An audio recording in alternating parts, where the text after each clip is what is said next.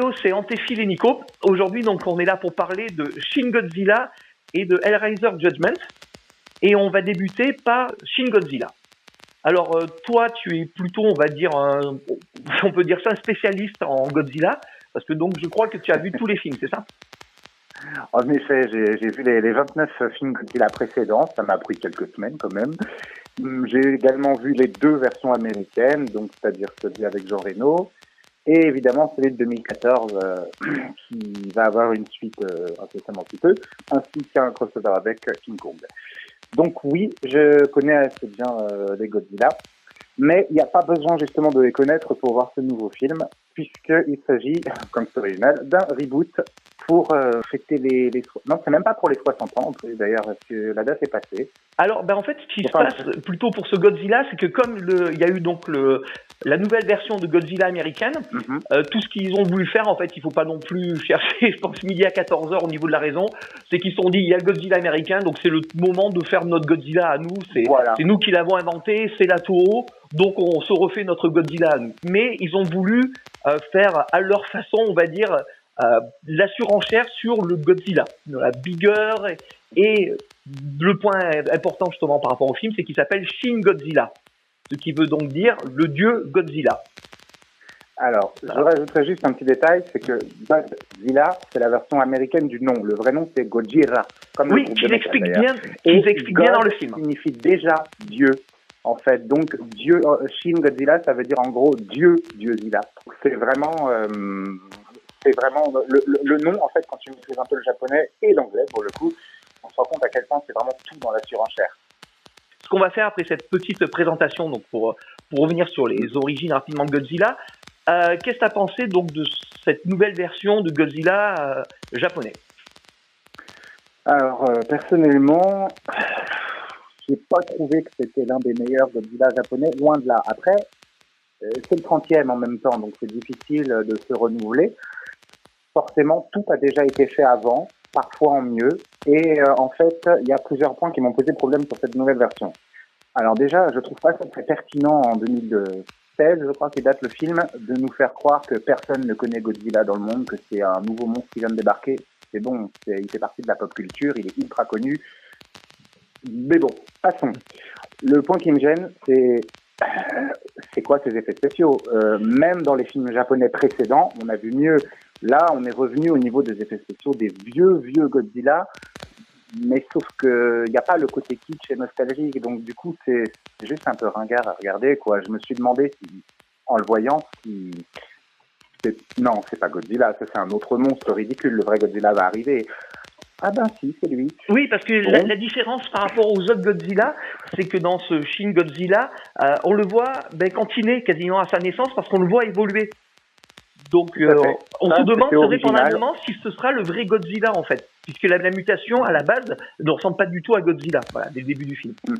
Effectivement. Donc heureusement, ce petit défaut est atténué par le fait qu'on voit Godzilla évoluer dans le film.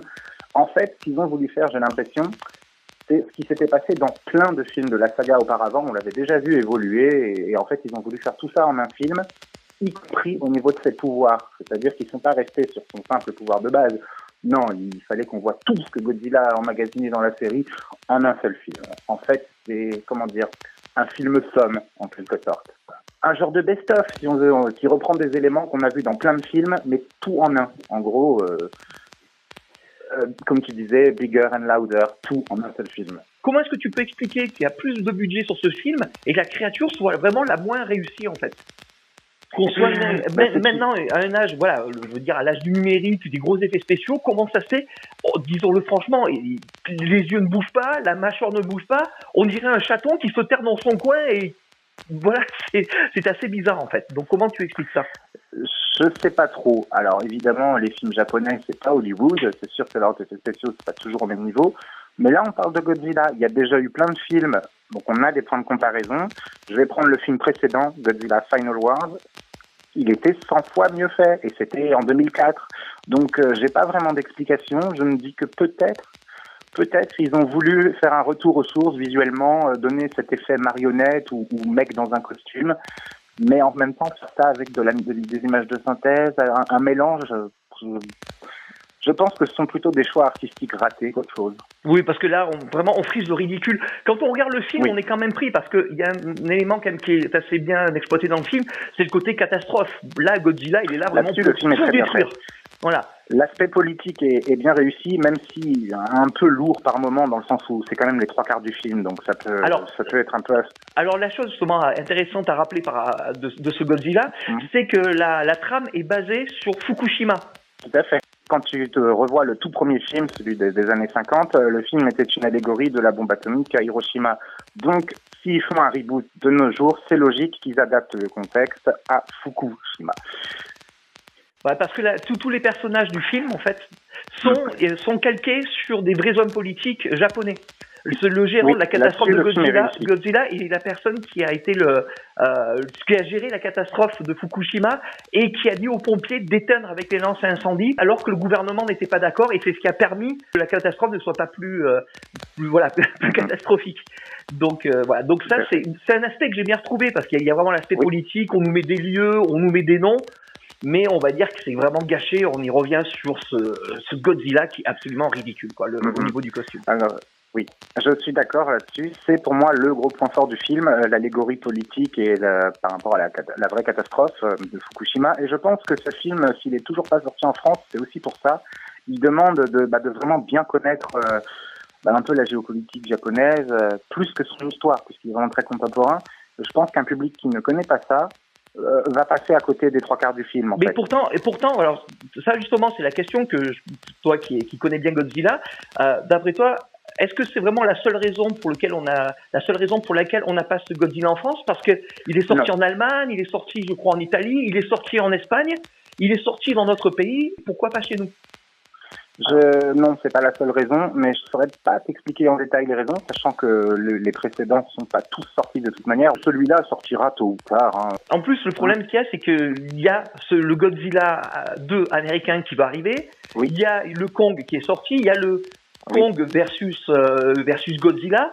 Donc, est-ce qu'ils n'ont pas envie simplement en France de pas parasiter en foutant ça? Mais c'est une possibilité effectivement. C'est qu'ils veulent tout miser sur la version américaine en cours, et ils se disent peut-être que s'ils sortent aussi la version japonaise parallèlement, les gens vont pas comprendre que c'est deux sagas distinctes, et en fait ils vont tout mélanger et ça risque d'embrouiller tout le monde et au final de parasiter, comme tu dis. Ouais, c'est une possibilité.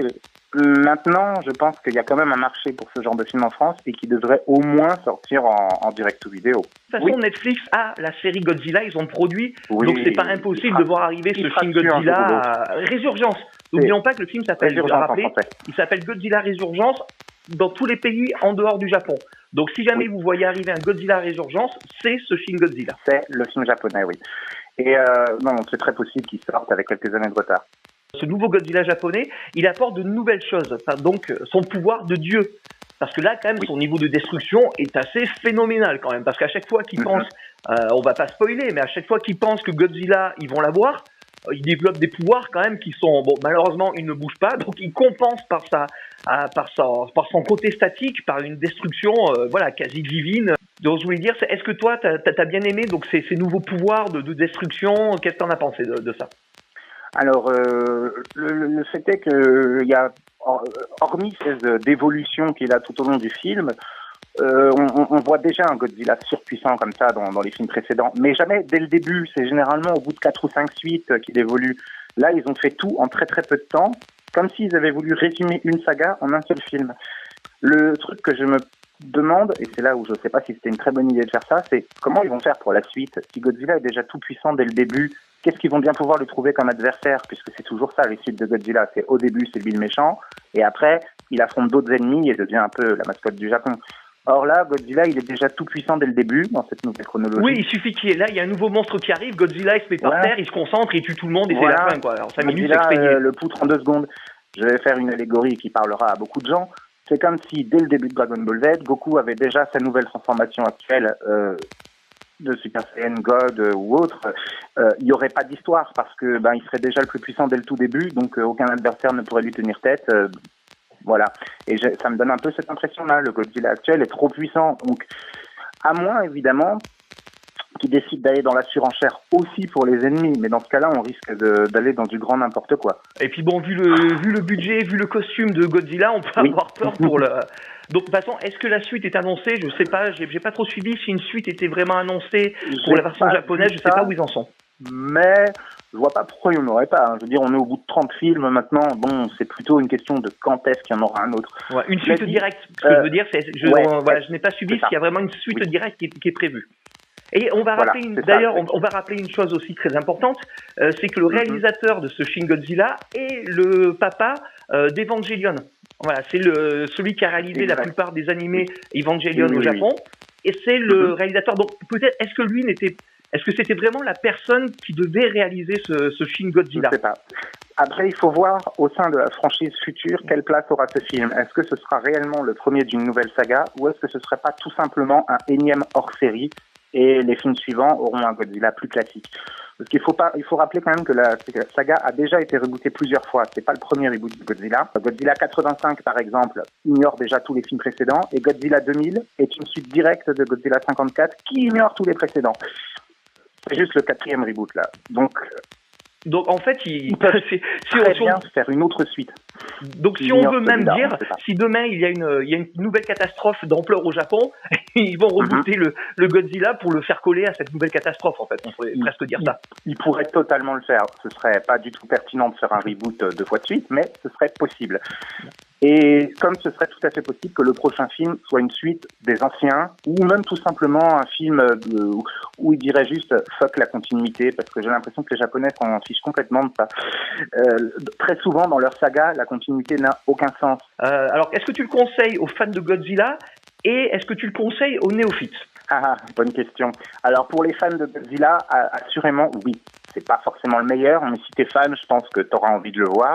Et que, mine de rien, malgré ses défauts, il a des bons points, notamment la réactualisation avec Fukushima est intéressante. L'aspect politique calqué sur la politique japonaise réelle est très bien. Aux néophytes, je sais pas. Alors oui, effectivement, s'ils sont fans de films politiques, oui, même des néophytes pourront plaire. Par contre, si c'est des gens qui sont fans des Godzilla modernes, et pas forcément que les Américains, je parle aussi des Godzilla japonais récents, avec beaucoup d'action, des monstres dans tous les sens et tout, ceci risque d'être un peu décontenancé par ce nouveau film qui est extrêmement sérieux, très terre à terre, voilà. Donc du coup, point de vue mitigé, il y a du bon et du mauvais.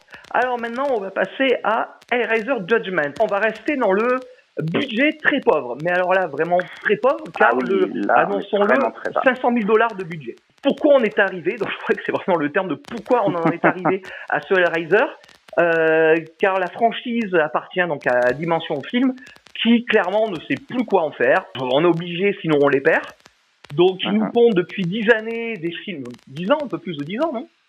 En fait, ils ont commencé à faire des suites en direct ou vidéo à partir de Hellraiser Inferno en 2000, donc bientôt 20 ans, ouais. Et il y a rappelé qui était réalisé par Scott Derrickson, le futur papa de Sinister et de Doctor Strange, qui a signé, on va dire, le dernier Hellraiser potable, entre guillemets. On peut dire ça. Après ça, ouais, il était correct. Voilà, alors qu'est-ce qu'on a à dire? Parce que malheureusement, je sais même pas comment prendre ce film, tellement on est en bas, mais peut-être pas tellement en bas que ça, en fait. Eh ben, comment dire? En tant que film Hellraiser, c'est difficile à dire si ça vaut le détour. Par contre, en tant que film d'horreur à micro-budget, franchement, ouais. Et alors, je veux dire pourquoi? Parce que le fait que ce film coûte que dalle, on sait déjà qu'il va être rentabilisé très rapidement, c'est sans doute même déjà fait. Et à partir de là, le réalisateur a eu les coups des franges pour faire tout ce qu'il voulait dans les limites de son maigre budget. Donc le film va très loin, il n'y a aucune limite, il est crade, il est malsain, il est gore. On est à la limite du snuff. On est à la limite du snuff. On est à la limite du snuff, ouais, clairement. Le visuel sale, en mode filmé avec une caméra bas de gamme, côté SM à fond, évidemment, ça, dès le premier film, c'était sous-jacent. Bon, le côté la douleur, c'est le plaisir, voilà, ça a toujours été là, mais ça a jamais été aussi prégnant que dans celui-là. Alors après, pour moi, ça fait déjà 3 ou 4 films que les Hellraiser, de toute façon, sont de faux Hellraiser, puisque en fait, on le sait. Ce sont des scénarios, ils achètent des scénarios et ils collent le personnage Hellraiser dessus. Exactement, ils collent Pinhead dedans pour le lier à la franchise Hellraiser. Et comme tu le disais, la seule et unique raison pour laquelle ils font ça, c'est parce qu'ils veulent conserver les droits d'exploitation de la franchise. Et pourquoi ils veulent conserver ces droits alors qu'ils n'en font rien? Ben, tout simplement, en fait, parce que les anciens films, les premiers, ceux qui marchent vraiment, eh ben, ils continuent de leur rapporter des sous. Mais s'ils ne conservent pas les droits des films, alors ils arrêteront d'avoir des sous sur ces premiers films. Donc, il faut qu'ils continuent à faire des suites. Officiellement, la vraie raison, c'est pas ça. Officiellement, c'est parce qu'ils veulent faire un reboot, mais qu'ils n'ont pas encore la bonne idée. Alors on attend, et en attendant, on sort des VTV lambda. On le sait, si un reboot avait dû se faire, bon, il va sans doute se faire un jour ou l'autre, mais je pense qu'ils l'auraient fait depuis longtemps. Il y a eu la mode des reboots à un moment. On ne sait pas pourquoi ils l'ont pas fait à ce moment-là. Il a été en développement d'ailleurs plusieurs fois avec divers scénarios et ça s'est jamais fait. Donc, pour revenir à celui-là, Judgment. Celui-là, c'est donc le 6e DTV de la franchise, je crois, mais précisément, c'est le 2e qui a été tourné dans ces conditions-là, c'est-à-dire qu'il a été tourné en 2-3 semaines avec un budget riche. 3 semaines, il a été tourné en 3 semaines pile. 3 semaines pile a été tourné. Bon, j'étais pas loin.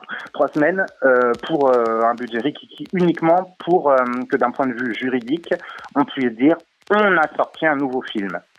C'est-à-dire que techniquement, ce film aurait très bien pu ne jamais sortir. Il faut juste qu'il existe et qu'il soit présenté à un avocat. Et légalement, il conserve les droits. Sauf que bon, ils sont pas fous. Quitte à le tourner, autant le sortir. Ça peut toujours rapporter des petits sous en plus. Alors voilà, comme on a assez parlé de la genèse, alors au niveau de l'histoire, est-ce que l'histoire aussi, est-ce que le scénario de celui-là, tu trouves qu'il a été bâclé ou au contraire, il colle aussi à ce maigre budget? Ah, c'est toujours le même problème, c'est-à-dire qu'en tant qu'Hellraiser, je trouve qu'il apporte pas forcément grand-chose. Je veux dire, déjà, dès Hellraiser 2, on a vu tout au niveau de l'enfer, comment les démons, comment ça fonctionne. Dans Hellraiser 3, on voit le background de Pinhead, et dans Hellraiser 4, on voit les origines et la destruction du cube. En fait, on a tout vu. La saga, elle est finie à partir du 4e film. Et depuis, tout ce qu'ils font, c'est raconter une histoire autonome. Et surtout qu'on va rappeler aussi là un point important, c'est que en comics, la saga, donc vraiment comme tu dis, elle s'est arrêtée, elle a continué en comics avec un nouveau personnage. Parce que Pinhead, lui, s'est rangé en fait, comme on dit, il s'est rangé des camions. Et c'est un autre personnage, donc on va pas dévoiler non plus, qui a pris le relais d'un Pinhead qui s'emmerdait. Alors, je vais me pencher là-dessus, puisque du coup, je les ai pas trop lus. Ce sont les comics qui sont sortis aux USA chez Boom Comics. En France, ils ont édité il y a eu 3 volumes, et ils se sont arrêtés là, malheureusement, et au moment où l'histoire commençait. Voilà, où la nouvelle histoire commençait, et nous, on n'a jamais eu la suite en version française. Alors, pour ce qui est des nouveautés scénaristiques, puisque aussi maigres soient-elles, il y en a. Il y a une espèce de petit côté bureaucratique qu'ils ont essayé d'apporter aux démons, enfin aux cénobites, et à la gestion de l'enfer. Alors, je suis pas certain que ce soit très pertinent de faire ça dans un Hellraiser, qui est une série quand même très sérieuse de base. C'est pas Freddy Krueger. Parce que ça apporte un côté presque burlesque, voire parodique à certains moments. Ah, le secrétaire, le personnage du secrétaire qu'on voit direct, on sait dans quel ton il s'inscrit. C'est ça. Ça m'a fait sourire sur le moment, je trouve que c'est audacieux, mais je ne sais pas si ça colle vraiment à l'idée qu'on fait de la saga, quoi. Ça me semble un peu hors sujet. Maintenant, vu le style du film, j'ai envie de dire pourquoi pas. Au moins, il a osé. Le réalisateur, ça passe ou ça casse, ça plaît ou ça déplaît, mais il a tenté quelque chose et ça, je pense que c'était à saluer. Ce qu'il y a de bien dans ce Hellraiser Judgment, c'est quand même pas trop longtemps après le générique, on a déjà l'apparition de Pinhead. Je crois que c'est dans le plus précédent, il a apparu 5 minutes. Il arrive dans une chambre d'hôtel, il ouvre la boîte et il se casse. Alors que là, non, il est quand même assez présent dans celui-là. L'opus précédent, Hellraiser Revelations, j'avoue avoir beaucoup de mal à le considérer comme un film officiel, tellement il ressemble à un fan-film. Mais en tout point. Que ce soit l'histoire, le fait que ce soit un fan footage, le costume du nouveau Pinhead, puisque depuis ce film-là, ce n'est plus Big Bradley qui le joue. Non, Revelations, pour moi, est le pire de la saga. Et donc Judgment, c'est il est largement au-dessus. Donc c'est pas un mauvais Hellraiser pour son budget, donc c'est pas un mauvais Hellraiser. Pour son budget, il a fait bien mieux que le précédent, ouais. Voilà, donc il n'y a pas grand-chose à dire de plus malheureusement sur ce Hellraiser, parce que côté scénario, côté tout, il n'y a pas grand-chose. C'est un tout petit film, j'ai envie de dire, ce serait pas Hellraiser, ce serait un film extrêmement anecdotique, il serait pas culte, il y aurait rien de spécial. Il est en fait seulement intéressant, déjà parce qu'il a quand même une genèse improbable, mais aussi parce que le réalisateur se lâche totalement, et en ça, j'ai presque envie de dire, c'est un film d'auteur du coup, et ça c'est rarissime dans une franchise. Et d'ailleurs, là j'ai trouvé qu'il n'était pas mauvais ce Pinhead.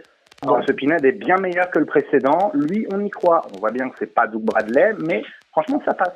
Moi, je veux bien qu'il revienne dans le 11. Donc, pour terminer, est-ce qu'il y aura une suite à ce Hellraiser ou est-ce que pour l'instant, ça repart dans les limbes? Quand le Dimension Films aura besoin de à nouveau renouveler les droits d'Hellraiser, ils nous sortiront sans doute un aucun film. Ou alors, peut-être qu'ils vont enfin décider de faire le remake dont ils parlent.